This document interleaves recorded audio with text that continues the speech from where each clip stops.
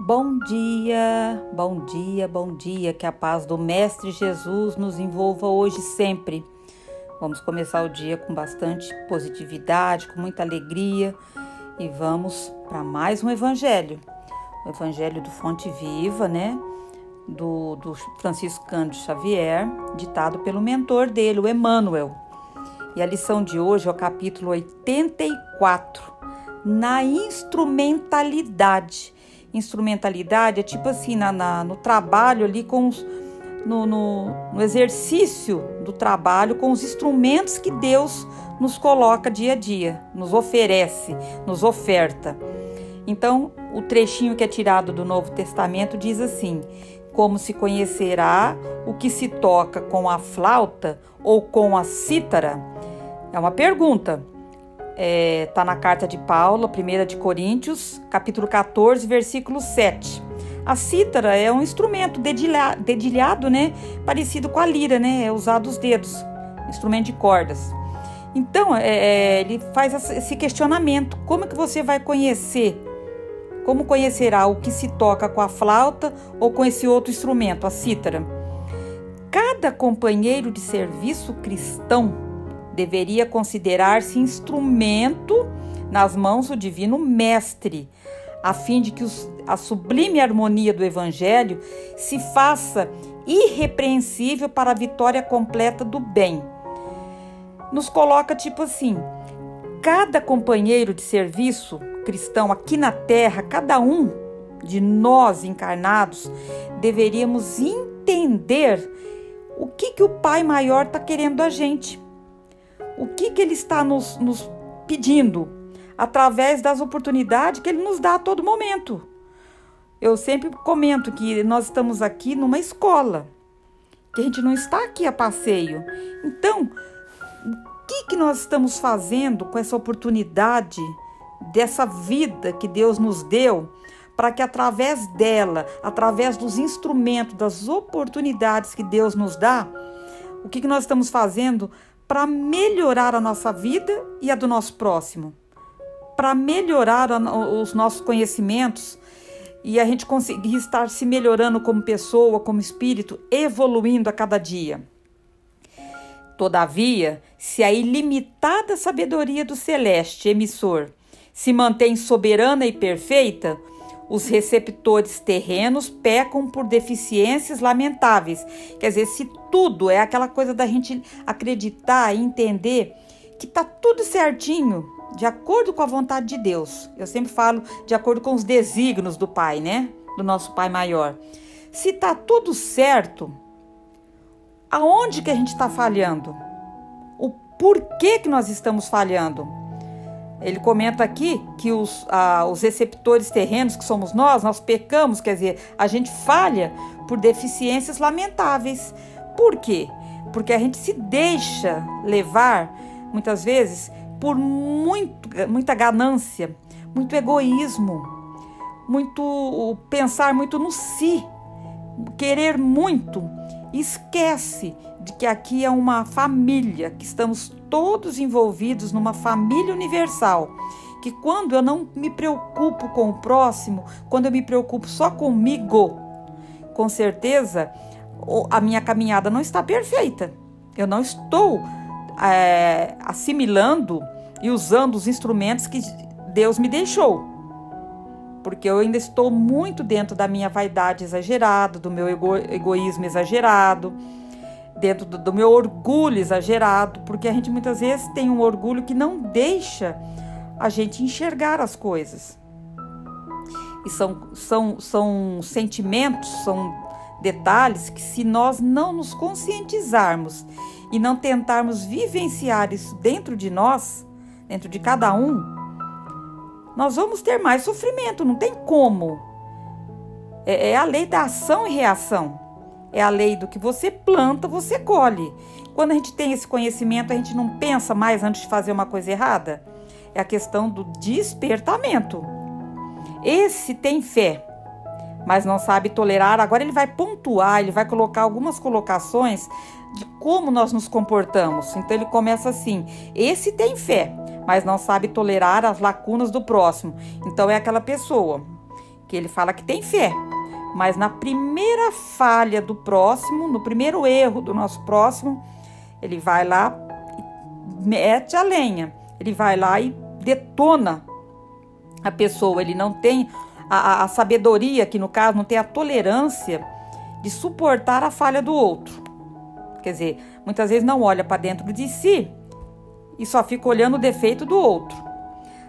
Aí ele coloca mais uma colocação: aquele suporta cristamente as fraquezas do vizinho.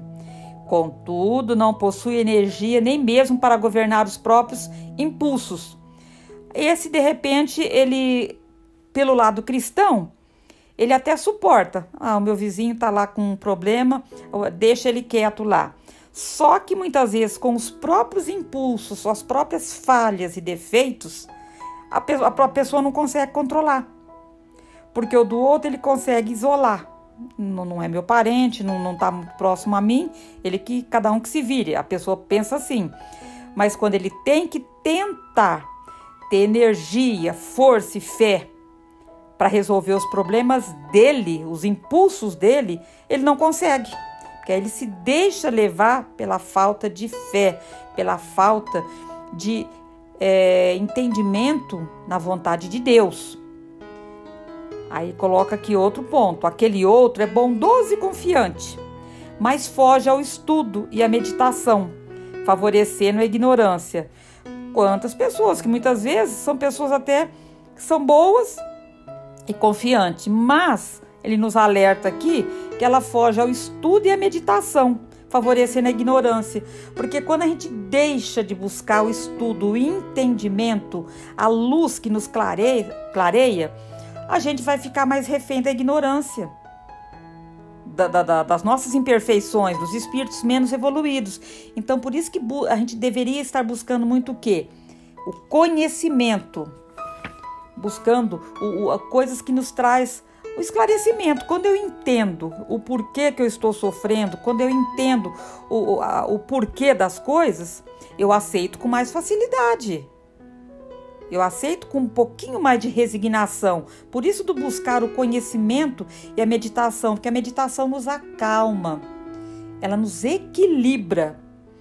Coloca outro ponto aqui. Outro ainda é imaginoso e entusiasta, quer dizer, aquele que fica sonhando, né?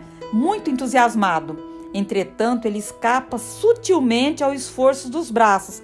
É aquele que sonha, é entusiasta, só que na hora de colocar a mão na massa, a hora que tem que trabalhar, que se esforçar, ele não faz a parte dele. Ele fica sem o esforço dos braços, né? Das ações dele. É conselheiro excelente, no entanto, não santifica os próprios atos. É aquele que sabe muito bem, ele fala, ele dá conselho, é ótimo conselheiro. Só que ele, na hora que ele tem que vivenciar os próprios atos, a hora que ele tem que estar vivenciando, praticando com ele mesmo, aí ele falha. Ele é bom para falar para o outro, mas na hora que ele tem que vivenciar o que ele está falando, aí ele deixa a desejar. Outro retém brilhante verbo na pregação doutrinária. Todavia, é apaixonado cultor de anedotas menos dignas, com que desfigura o respeito à revelação de que é portador. Aquele que é muito bom para falar, só que ele é apaixonado, quer dizer, cultua anedotas menos dignas, que muitas vezes vai menosprezar o outro. Ele fala muito bem, mas não vivencia também. Ele não tem aquela parte boa dentro dele. Ele gosta de pregar para o outro, mas na hora que ele tem que mostrar em ações o seu caráter, a sua moral interior, ele deixa a desejar. Esse estima a castidade do corpo, mas desvaira-se pela aquisição de dinheiro fácil. Então ele prega, né, como se diz, ele estima, no caso, né, valoriza a castidade do corpo, mas quando muitas vezes ele precisa do dinheiro, aí ele esquece da parte da castidade do corpo, para ele conseguir um dinheiro fácil, ele faz qualquer coisa. Pessoas que vendem o corpo por qualquer coisa. Então, duas faces, duas moedas. Faço o que eu falo, mas não faz o que eu faço. Para a gente estar repensando. É indiscutível a nossa imperfeição de seguidores da Boa Nova. Está mais do que claro que a gente escuta o Evangelho, a gente escutou a passagem de Jesus por aqui. Mas e o que a gente faz com essa Boa Nova? O que a gente aprendeu com a vinda de Jesus aqui na Terra? É como se entrasse por um ouvido e saísse pelo outro. A gente sabe de tudo que Jesus veio fazer, de tudo que ele pregou. Mas a gente esquece de vivenciar, incorporar o seu evangelho no nosso dia a dia. Jesus deixou tanta coisa boa, tanto ensinamento bom. Lógico que, resumindo tudo, fala assim, amor. E o que a gente está fazendo com esse ensinamento, com o amor que ele nos deixou? Como é que nós estamos como cristãos? Estamos tentando vivenciar mais isso no nosso dia a dia? O planeta não é o paraíso terminado e achamos-nos, por nossa vez, muito distantes da angelitude. Quer dizer, a gente está muito longe de sermos perfeitos, de ser anjos, né? De chegar até o Pai. Mas a gente já tem a consciência que esse planeta aqui é um planeta de provas e expiações. E quando a gente tem essa consciência, quando a gente começa a tentar vivenciar e entender esse ensinamento, essa realidade, nós vamos tentar nos esforçar um pouquinho mais. Lógico, nós não vamos virar santo de uma hora para outra. A gente não vai virar santo. Só que a gente pode sim virar espíritos melhores, pessoas melhores, tentando caminhar, dar um passinho por vez a cada dia, tentando nos melhorar como pessoas. Evitemos a execução insegura, indistinta ou perturbadora, oferecendo-lhe plena boa vontade na tarefa que nos cabe. E o reino divino se manifestará mais rapidamente onde estivermos. Então, que a gente não fique inseguro, que a gente não fique pensando muito quando vem as dificuldades, as provações, as lições. Vamos sempre nos lembrar que isso aqui é um planeta de provas e expiações. Nós estamos nesse planeta de aprendizado, que vão ter os momentos bons, mas que tem os momentos de provações. Mas que a gente não se acomode, que nós não fiquemos parados para que não venha a traça e nos devore, não deixe a gente enferrujar. Vamos, de alguma maneira, fazer a diferença na vida de alguém, fazer a diferença neste mundo, para que lá na frente a gente só colha mais alegria. E o colher alegria não precisa ser lá na frente, pode ser o hoje, mas que a gente comece a nos conscientizar e a tentar colocar isso mais na nossa vida do dia a dia.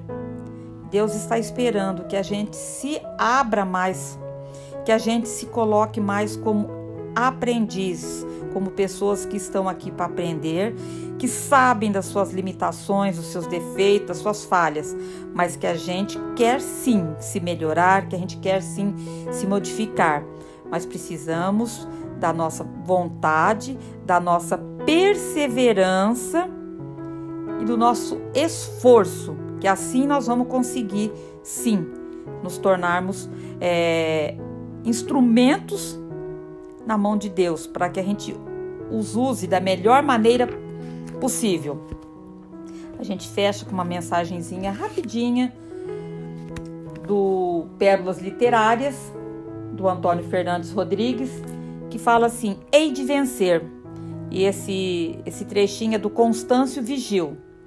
Então ele diz assim: vives espiritualmente se te emocionas ante a beleza de um quadro merecedor de contemplação e de admiração, dos séculos que foram e dos séculos que virão. Então, que a gente vive normalmente contemplando esse quadro. Porém, não se esqueças que tu também és pintor e que podes pintar. Em tuas mãos está o pincel de tua vontade. Diante de teus olhos está a tela da tua vida. Então ele nos chama, nos conclama, que nós sejam tuas obras ornadas com o formoso colorido de uma paixão superior, delineadas em harmonia com as leis divinas e abundantes da graça de Deus. Quando a gente admira um quadro bonito que está ali à nossa frente, a gente nunca se esqueça que nós também podemos ser pintores, mas que a gente use o pincel da nossa vida, os instrumentos que Deus nos coloca, para que a gente faça um mundo melhor com as nossas ações, com as nossas atitudes, com os nossos pensamentos. Nós vamos pintar a nossa vida, o nosso quadro da vida, da maneira que nós quisermos, mas com o nosso pincel, nós vamos colocar ali a nossa impressão. Paz e luz a todos. Que a paz do Mestre Jesus nos envolva hoje e sempre, com muito amor, com muito carinho e com muita luz e sabedoria, vibrando por todos os locais do nosso planeta Terra que estão precisando de carinho, de luz, de harmonia. Vibrando pelos hospitais, pelos médicos, enfermeiros, todos que estão envolvidos em salvar vidas, vibrando pelos asilos, pelas creches, pelos orfanatos, por todas as casas que propagam o Evangelho de Jesus. Vamos vibrando por um caso difícil que cada um de nós possa conhecer e pedindo permissão ao Pai para vibrar por nós mesmos. Que assim seja, graças a Deus e graças ao Mestre Jesus.